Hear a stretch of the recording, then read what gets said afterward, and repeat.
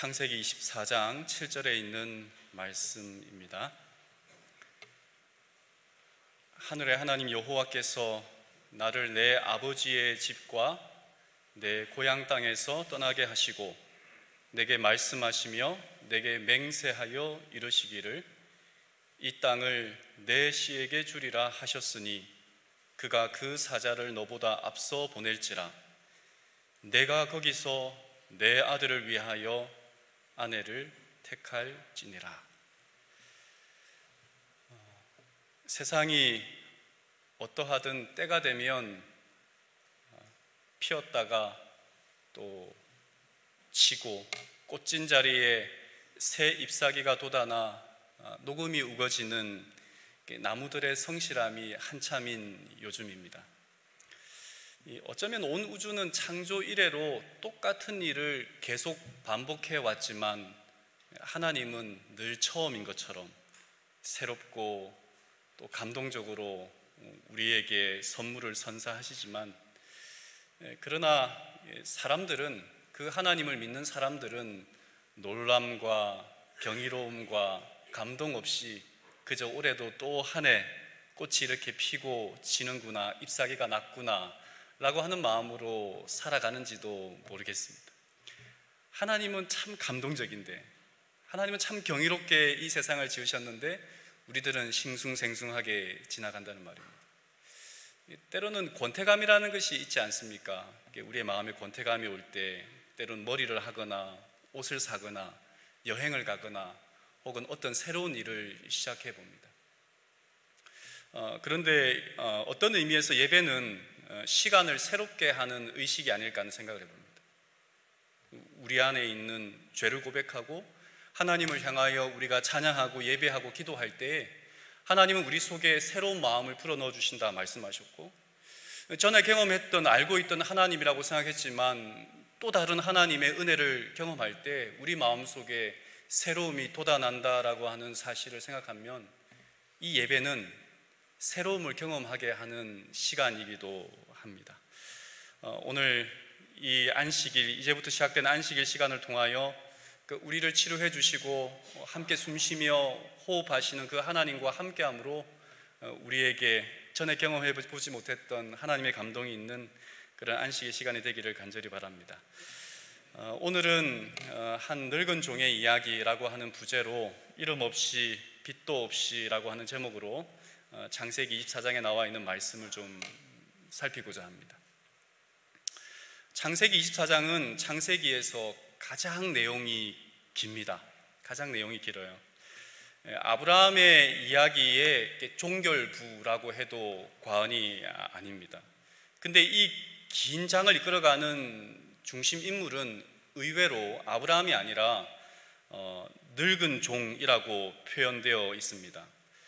아브라함의 아들 이삭은 창세기에서 고작 80절에 어떤 언급이 되어 있는데요, 이 창세기 24장은 67절에 해당합니다.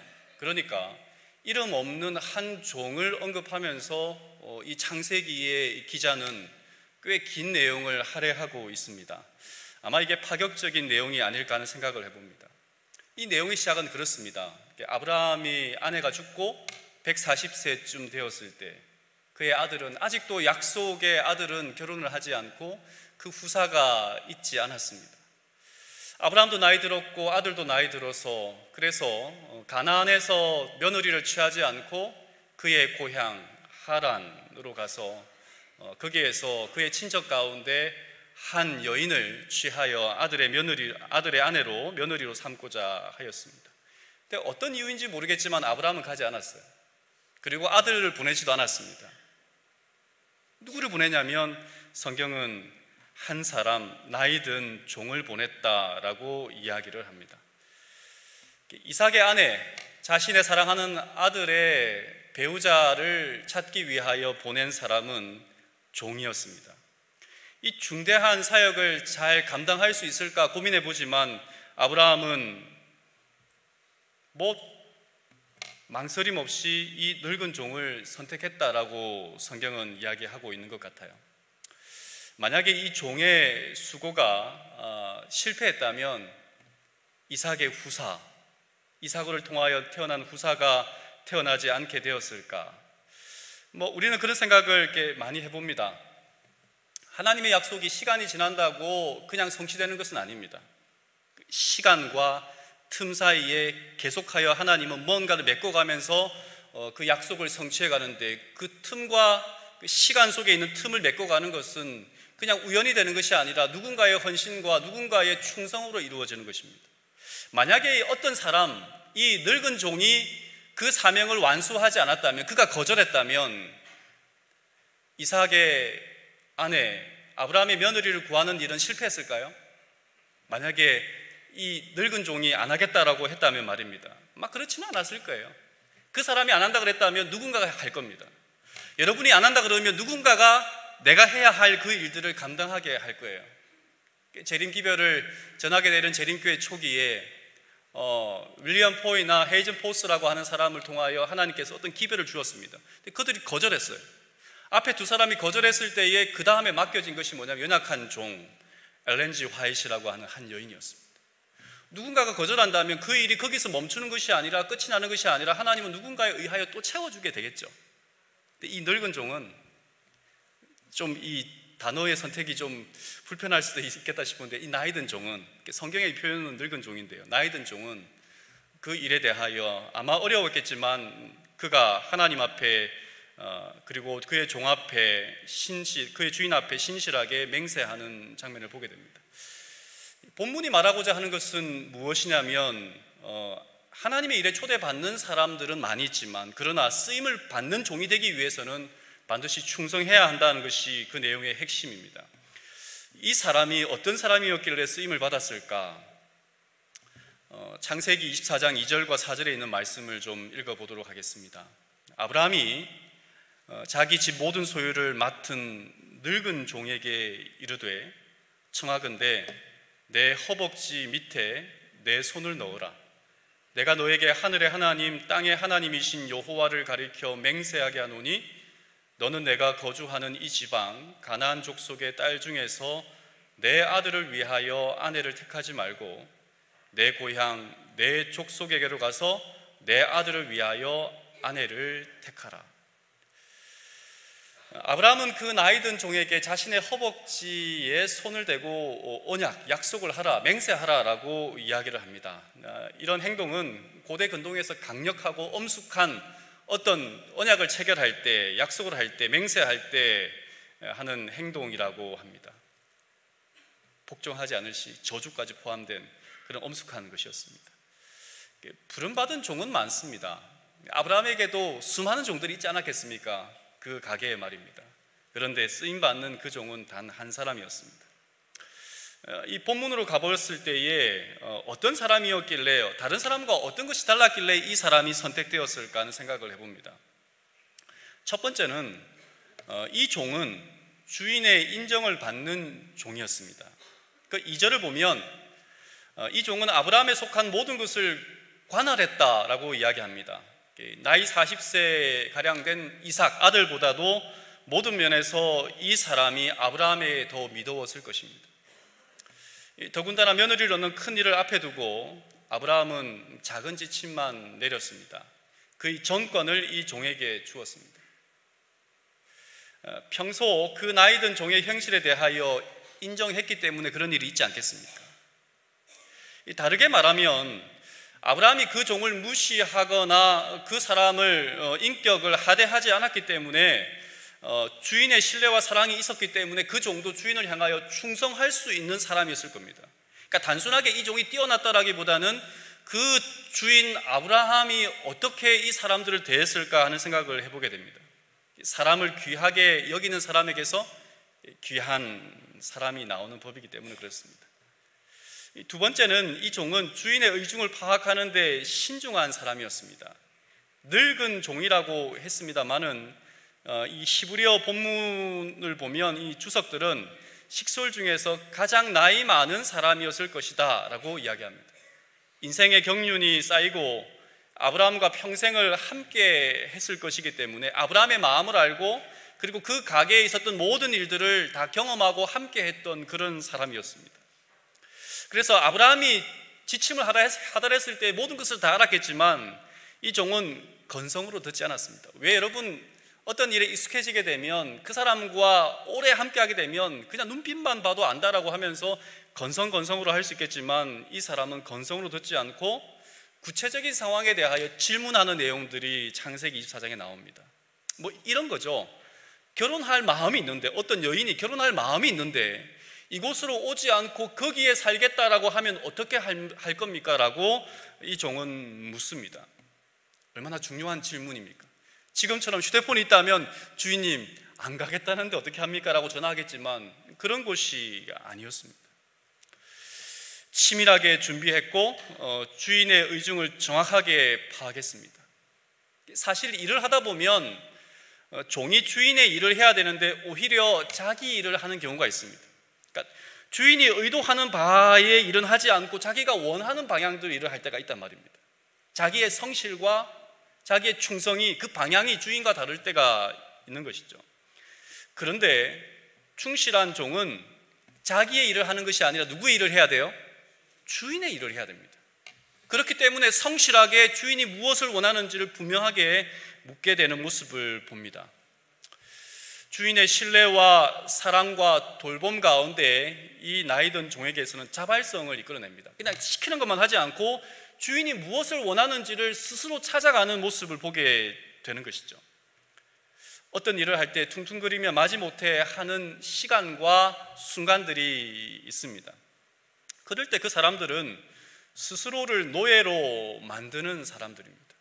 그러니까 어떤 일을 할 때에 자발적으로 하게 되면 그 일을 누군가가 시켰지만 그것을 내가 스스로 최선을 다하여 할 때에 그것은 나의 일이 되지만 억지로 누군가가 하는 일을 그냥 퉁퉁거리며 어쩔 수 없이 하게 되었을 때는 우리가 노예인의 삶을, 자유인이지만 노예인의 삶을 삽니다. 그러니까 이 종은요, 노예잖아요. 어떻게 보면 노예지만 자유인의 일을 하고 있는 모습입니다.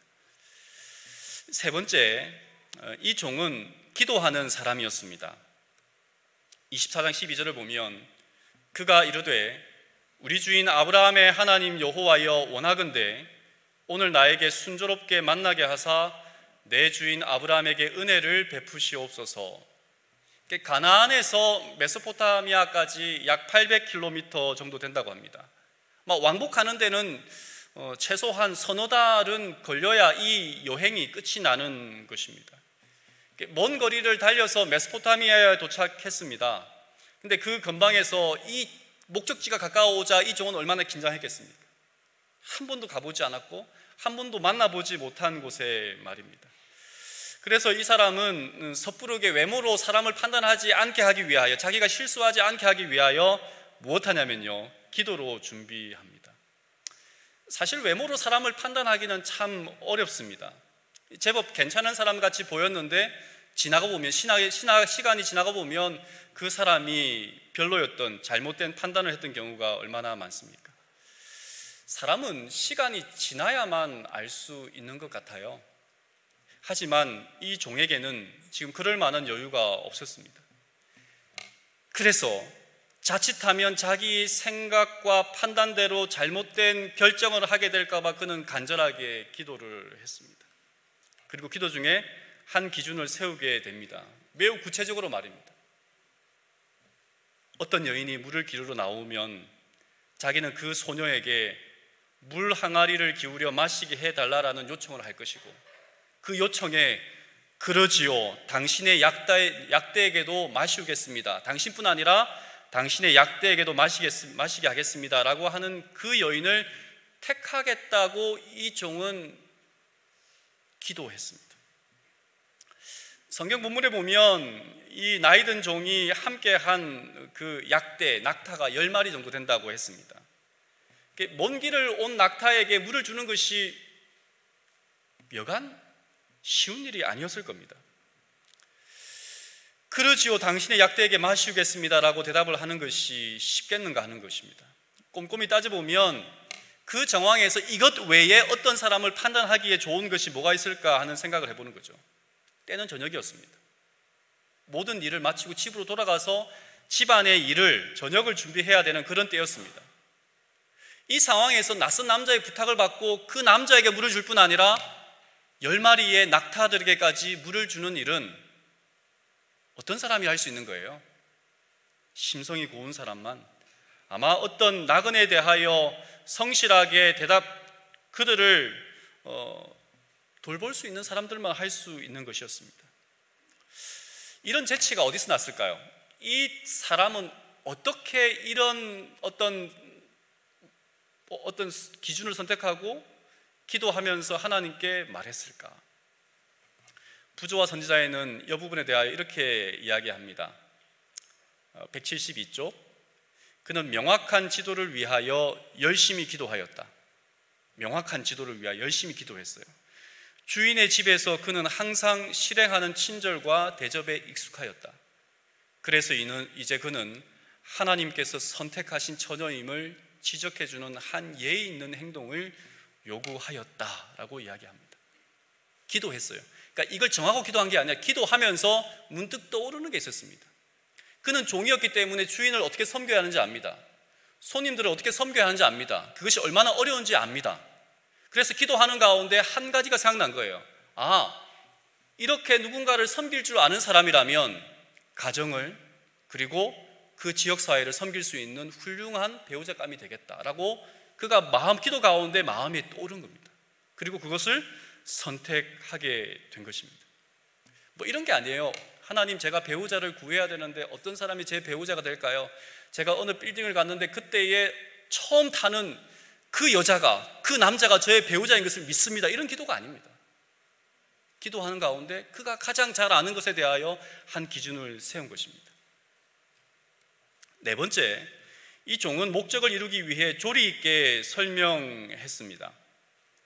34절에 있는 말씀을 보면 이렇습니다. 그가 이르되 나는 아브라함의 종이니이다. 여호와께서 나의 주인에게 크게 복을 주시어 창성하게 하시되 소와 양과 은금과 종들과 낙타와 나귀를 그에게 주셨고, 이제 만났잖아요. 그 처녀의 부모를 만났습니다.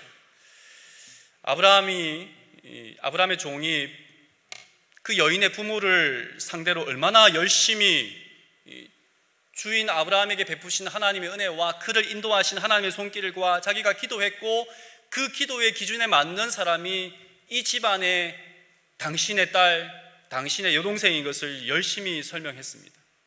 근데 성경 읽어보면 그 설명에 설득을 당하는 모습을 보게 됩니다. 이 나이든 종은요, 그 집안의 딸을, 여동생을 데리고 와야 하는 거예요. 좀 더 공격적으로 말한다면 뺏어와야 하는 입장이었습니다. 그래서 그는 아브라함에게 대해서 이야기했고, 낯선 땅에 가서 부자가 된 아브라함뿐 아니라 그의 삶을 굽이굽이 인도하신 하나님에 대하여 이야기를 했습니다. 성경은 아주 짧게 기록하고 있지만 그 종이 리브가 가족 앞에서 무슨 말을 했는지 우리는 다 알 수 없지만, 하지만 이때 종은 가슴이 뜨거웠을까요? 여러분, 어떤 내용적인 논리적인 어떤 이야기도 중요하지만 어떤 사람의 마음을 설득하기 위해서는 내 가슴이 먼저 뜨거워져야 했습니다. 그러니까 이 종은 건성건성으로 주인에 대하여 이야기하지 않고 그 주인을 인도하신 하나님에 대하여, 살아계신 하나님에 대하여, 인도하심에 대하여, 그리고 그와 함께 하시는 하나님에 대하여 뜨거워진 가슴으로 이야기하지 않았겠습니까?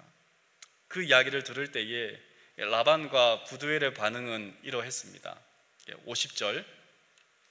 라반과 부두엘이 대답하여 이르되 이 일이 여호와께로 말미암았으니 우리는 가부를 말할 수 없노라. 그들은 이미 이제 괜찮다라고 생각을 했지만 마지막 공은 자기의 딸에게 돌렸습니다. 주께서 다 하신 일이었다라고 고백했다는 말입니다.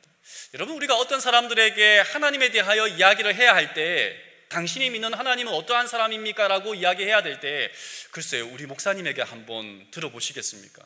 우리 교회 장로님에게 한번 들어보시겠습니까? 우리 교회 전도 잘하는 집사님이 계신데 그 집사님을 통하여 한번 들어보시겠습니까? 라고 이야기해야 되겠습니까? 내가 만난 하나님은 말입니다. 나를 인도하신 하나님은 말입니다. 그리고 지금도 내가 믿고 있는 그 하나님은 말입니다. 라고 이야기할 말이 내 가슴에 하나님을 만난 뜨거운 경험을 말할 수 있는 그러한 준비가 우리가 되어 있어야 한다는 것이죠. 마지막으로 이 종은 말입니다, 온통 그는 주인의 생각으로 가득 차 있었습니다. 55절에 있는 말씀 보겠습니다. 리브가의 오라버니와 그의 어머니가 이르되 이 아이로 하여금 며칠 또는 열흘을 우리와 함께 머물게 하라. 그 후에 그가 갈 것이니라. 그 사람이 그들에게 이르되 나를 만류하지 마소서. 여호와께서 내게 형통한 길을 주셨으니 나를 보내어 내 주인에게로 돌아가게 하소서. 리브가의 식구들이 간청합니다. 그 여인의 식구들이 간청합니다. 조금만 더 있다가, 조금만 우리와 머물게 하고 그 다음에 데려가라라고 이야기합니다. 그렇지만 이 주인은, 이 종은 뭐라고 이야기합니까? 냉정하게 거절합니다. 내일 아침 당장 떠나겠다는 겁니다. 최소 한 달 이상 여행하면서 거기까지 왔어요. 이제 막 자기 일을 이제 해결하지 않았습니까? 조금 있다가 돌아간다고 한들 문제가 되겠습니까? 근데 이 사람은 내일 떠나겠다고 이야기합니다. 이 종은 왜 그렇습니까? 자기는 만났고 해결했지만 이 소식을 누구에게 전하고 싶은 거예요? 주인에게 전하고 싶은 거예요. 아브라함은 이 시간 동안 뭐 했을까요? 종을 보내놓고 한 달이 지나서 어쩌면 2달, 3달 만에 만날 이 종이 어떠한 소식을 가지고 올지 생각하면서 아브라함은 뭐 했을까요? 노심초사, 아침마다 저녁마다 기도하며 종에게 함께 하실 하나님의 은혜를 간구하고 있지 않았겠습니까? 그 주인을 생각할 때마다, 그러니까 이 종은 주인을 알았잖아요. 주인을 잘 아는 종이니까 이 종은 그 주인의 마음을 헤아려서 빨리 돌아가고 싶은 것이었습니다. 이 종은 자기 주인은 아브라함의 생각으로 가득 차 있었습니다. 창세기 24장 7절에 있는 말씀을 보면 이렇습니다. 하늘의 하나님 여호와께서 나를 내 아버지의 집과 내 고향 땅에서 떠나게 하시고, 아브라함이 처음 이 종을 보내며 하신 이야기예요. 내게 말씀하시며 내게 맹세하여 이르시기를 이 땅을 내 씨에게 주리라 하셨으니 그가 그 사자를 너보다 앞서 보낼지니라. 내가 거기서 내 아들을 위하여 아내를 택할지니라. 이것이 아브라함의 당부였고 요구였습니다. 여기에 나이든 이 종은 신실하게 임했습니다. 사람들은 누군가의 요구에 응답함으로 사람다워집니다. 누군가가 요구하는 것을 들어줄 수 있을 때에, 누군가가 필요한 것을 내가 해줄 수 있을 때에 나의 존재감이 살아있다라고 하는 것을 알게 되는 것이죠. 종은 주인에게 빚진 마음으로 이 자리에 왔고 그 주인의 요구를 들어줄 수 있어서 얼마나 감사했겠습니까? 바울은 그래서 우리를 복음에 뭐한 사람이라고 말했죠? 빚진 자다라고 로마서에서 이야기를 했습니다.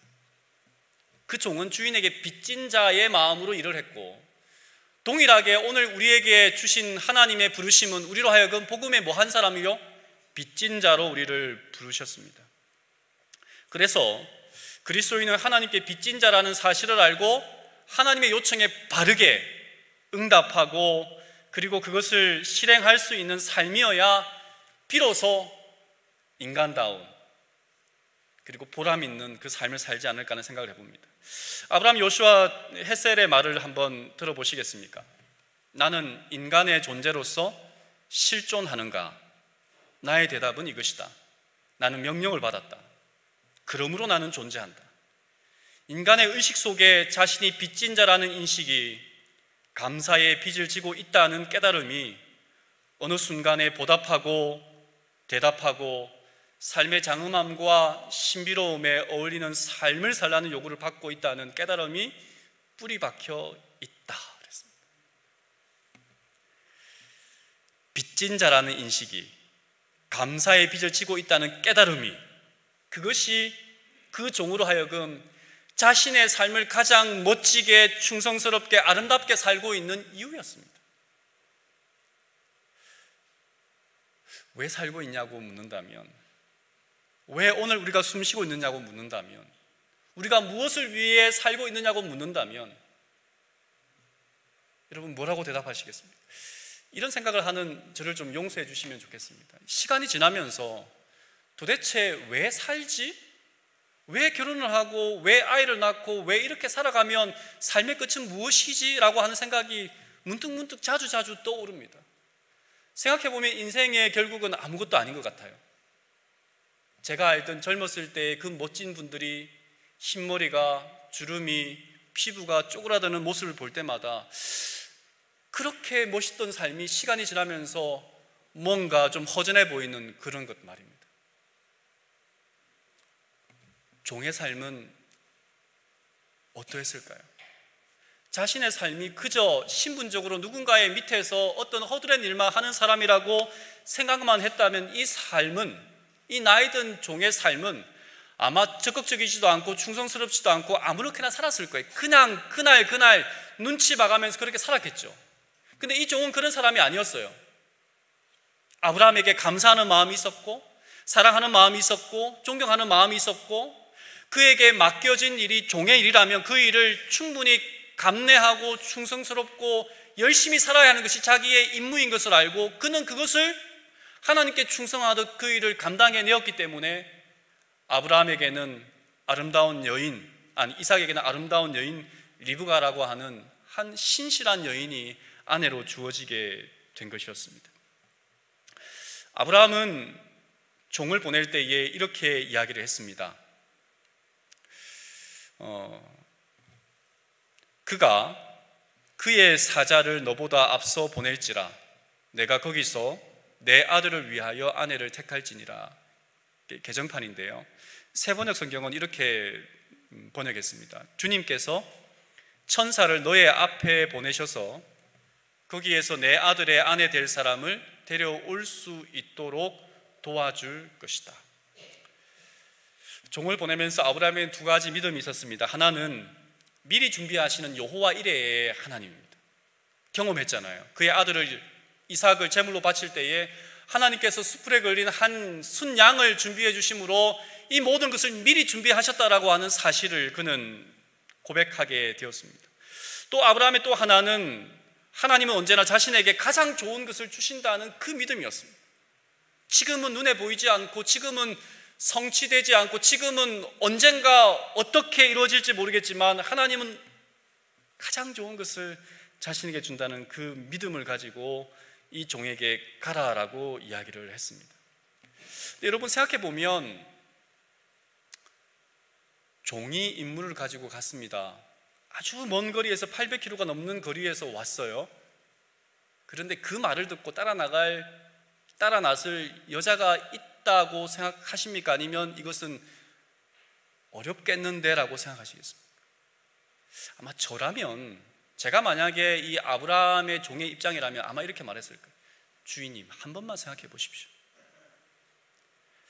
제가 가도 헛걸음하고 올 텐데요, 다시 한번 생각해 보십시오. 혹은 제가 가면서 어떻게 했을까요? 저라면 석 달 동안 여행이나 하다가 와야 되겠다, 갔다 와서 대충 주인에게 말하고 말아야지 라고 했을지도 모르겠습니다. 근데 이 종도 주인의 그 말을 믿고 기도했던 것을 본다면 어떤 사람이, 이성적으로는 불가능한데 어떤 사람이 아브라함의 이 말과 같이 따라 나서겠는가라고 생각해 본다면 한 사람밖에 없어요. 어떤 사람이요?